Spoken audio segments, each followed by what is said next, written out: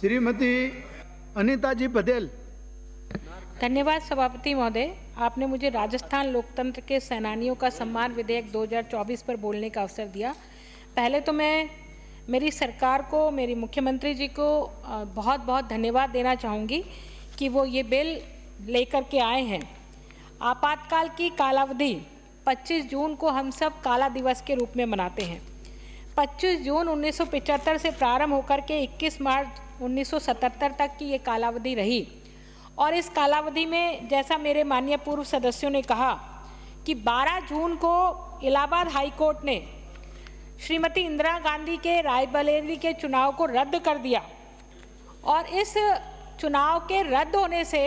श्रीमती इंदिरा गांधी इतनी बौखला गई कि उन्होंने पूरे देश पर आपातकाल लगा दिया, क्योंकि उनको 6 वर्ष तक चुनाव लड़ने की पाबंदी थी।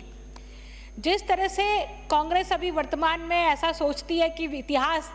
हिंदुस्तान के लोग इतिहास भूल गए होंगे, पर हिंदुस्तान के लोगों की याददाश्त बहुत अच्छी है, वो इतिहास भूलते नहीं हैं और भारतीय जनता पार्टी के हम सब लोग उनको इतिहास भूलने भी नहीं देंगे। जिस तरह से आपातकाल के समय सामाजिक कार्यकर्ताओं को, राजनीतिक कार्यकर्ताओं को जेलों में ठूसा गया, ना केवल ठूसा गया बल्कि जितनी हमारा मीडिया था, पत्र पत्रिकाएं थी, उन सब पर रोक लगा दी गई। कोई किसी प्रकार का ना तो लेख लिखेगा ना सरकार के खिलाफ बोलेगा। लगभग 21 माह की ये कालावधि थी, जिस कालावधि में लोग बिना किसी अपराध के जेलों में ठूस दिए गए। जैसा उल्लेख आया कि भैरव सिंह शेखावत जी, गुलाब चंद कटारिया जी, ऐसे बहुत लोग थे जो उस समय जेलों में रहे और बिना किसी अपराध के, निरपराध ही उनको जेलों में ठूसा गया। ये निश्चित रूप से बहुत सोच समझकर आज का दिन जो तय किया गया है 21 मार्च 1977 को मोरारजी देसाई जी ने ये अधिसूचना जारी करके इस आपातकाल को ख़त्म किया था, तो आज का दिन बहुत ही महत्व का दिन है। माननीय लॉ मिनिस्टर साहब यहाँ बैठे हैं, आपने ये बिल लेके आए, बहुत अच्छा काम किया, क्योंकि इसके पहले 2008 में जब भारतीय जनता पार्टी की सरकार थी, वसुंधरा जी मुख्यमंत्री थे, तो उन्होंने ऐसे मीसा, डीआईआर और सीआरपीसी की धाराओं में बंद जो लोग थे उनको पेंशन देने के लिए, उनको सम्मान देने के लिए 2008 में घोषणा की थी उन्होंने नियम बनाने की। लेकिन 2008 के बाद कांग्रेस की सरकार आ गई तो उन्होंने इस पर कोई काम नहीं किया और 8 के बाद में जब 13 में भारतीय जनता पार्टी की सरकार बनी तो उस समय भारतीय जनता पार्टी के शासन के कार्यकाल में पुनः ये लागू की गई, ये नियम लागू किए गए और पेंशन देने का काम प्रारंभ हुआ। पर माननीय सभापति महोदय, बहुत दुर्भाग्यपूर्ण है ये बात कि 2019 में जब पुनः कांग्रेस की सरकार आई तो कांग्रेस की सरकार ने बिना किसी तर्कपूर्ण कारणों के इस पेंशन को, इस सम्मान राशि को बंद कर दिया, क्योंकि उनको मालूम था कि ये वो लोग हैं जिन्होंने इंदिरा गांधी के खिलाफ उस समय की तत्कालीन कांग्रेस के समान इस लोकतंत्र को जिंदा रखने के लिए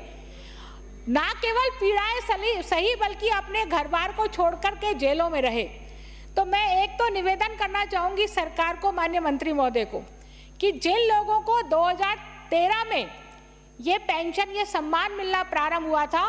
और 13 के बाद में 18 से लेकर के 19 से लेकर के 23 तक जिनको रोकी गई, तो हम ये बिल लेकर के आए हैं। तो मेरा आग्रह है कि उनको एरियर के रूप में जो पिछला 5 साल का पैसा है वो भी दिया जाए, ताकि उन लोगों को लगे कि कांग्रेस सरकार के आगे जाकर के भारतीय जनता पार्टी ने हमारे लिए विचार किया है। 5 साल का वो एरियर यदि उनको मिलेगा तो ये कांग्रेस को और कांग्रेस की सरकार पर बहुत जोरदार वाला थप्पड़ होगा, क्योंकि उनको लगा कि पिछली सरकारें नहीं कर सकती लेकिन सरकार कर सकती है। इसलिए मैं आपसे निवेदन करना चाहूँगी। एक निवेदन और मैं ये करना चाहूँगी, इस बिल की जो धारा 3 है, उस बिल की धारा 3 में लोकतंत्र के सेनानियों के पति या पत्नी निःशुल्क परिवहन सुविधा प्राप्त करने के हकदार नहीं होंगे, ऐसा लिखा है धारा 3 में। तो मेरा आपको सुझाव है, ये निवेदन है, चूंकि 2025 चल रहा है और लगभग 50 साल हो गए, 75 में ये आपातकाल लगा था, 50 साल हो गए, लगभग अभी जो लोग इसके हकदार हैं वो 1200 के आसपास लोग हैं।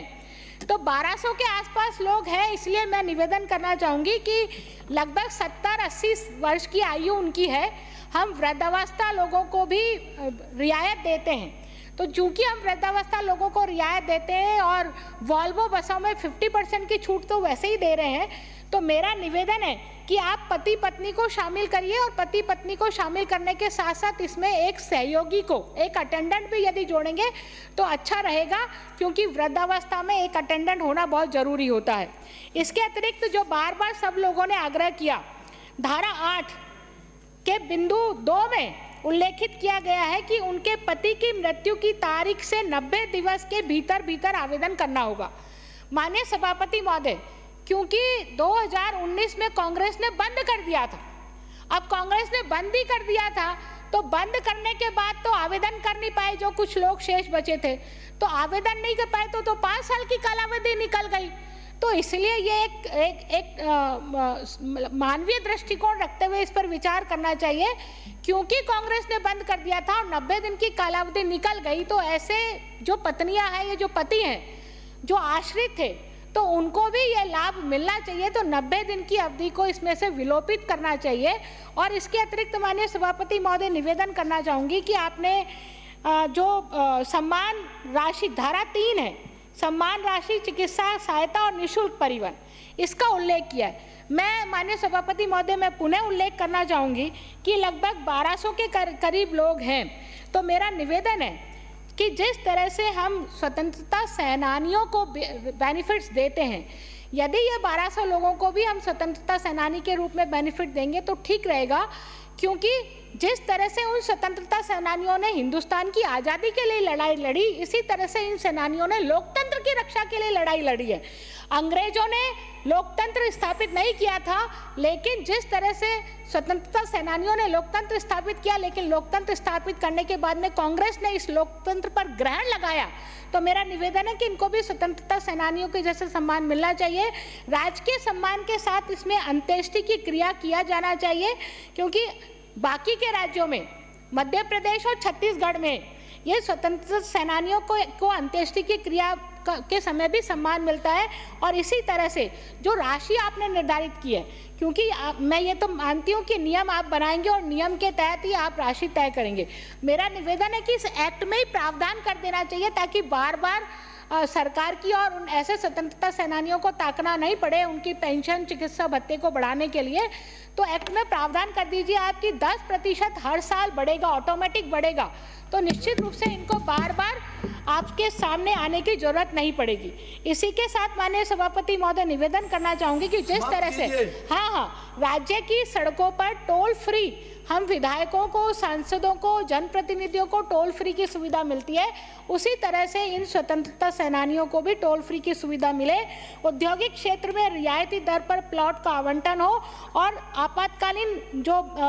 रोडवेज की बसों में जो आपने उल्लेख किया है कि आप निःशुल्क सुविधा देंगे, तो मेरा निवेदन है कि नियम बनाते समय ये ध्यान रखा जाए कि रोडवेज की सुविधा सभी प्रकार की श्रेणियों में मिलनी चाहिए, सिर्फ एक्सप्रेस और या रूटीन की बसों में ना हो। तो मेरा आपसे निवेदन है। इसी प्रकार से एक अंतिम बात कह करके मैं अपनी बात को पूरा करूंगी कि सरकारी आवास में ठहरने के लिए, जैसे सर्किट हाउस में ठहरने के लिए बाकी लोगों को रियायती दर पर सुविधा मिलती है, बहुत कम लोग हैं, कोई ज़्यादा लोग नहीं, और ज़्यादा